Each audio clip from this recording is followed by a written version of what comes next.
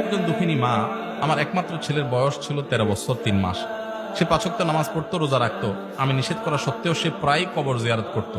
গত 9 মাস আগে সে একদিন ভোরবেলায় গলায় দড়ি দিয়ে আত্মহত্যা করে। ইন্নালিল্লাহ। আল্লাহ তাকে ক্ষমা করবেন কিনা, আমি মা হিসাবে তার জন্য নাজাতের জন্য কোনো আমল করতে পারি কিনা।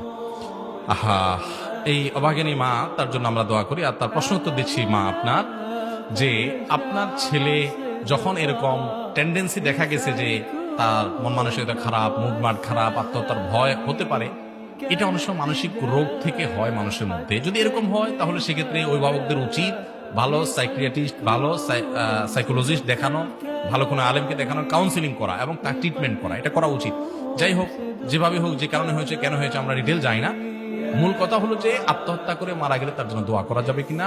উত্তর হলো ডেফিনেটলি দোয়া করা যাবে, আরো বেশি করে দোয়া করতে হবে। কারণ আত্মহত্যা করে মারা যাওয়ার কারণে সে জাহান্নামী হয়, কিন্তু সে তো বেঈমান হয়ে যায় নাই।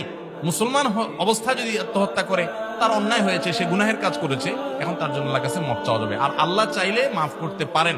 সে শিরক করে মরে নাই, শিরক করে যদি মরে তাহলে আল্লাহ মাফ করবেন না। এটা আল্লাহ তাআলা যদিও শাস্তি দিবেন ঘোষণা দিয়েছেন। আবার এখান থেকে এটা কেউ বুঝিয়ে না যে তাহলে আত্মহত্যা বোধহয় খুব সাধারণ জিনিস।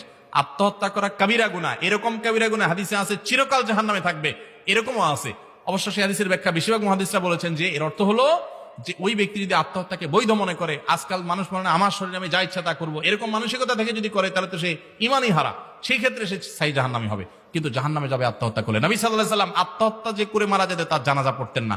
আত্মহত্যা যে করে সে কখনো খাঁটি মুসলমান হতে পারে না, বিকজ তার আল্লাহর প্রতি ভরসা কম আছে দেখে সে আত্মহত্যা করছে। যার আল্লাহর প্রতি ভরসা স্ট্রং থাকবে সে আত্মহত্যা কেন করবে? যত বিপদ হয় আল্লাহর প্রতি সে ভরসা করবে এবং অপেক্ষা করবে আল্লাহর রহমতের। এই জন্য এই গুনাহগুলো থেকে আল্লাহ আমাদেরকে বেঁচে থাকার তৌফিক দান করুন।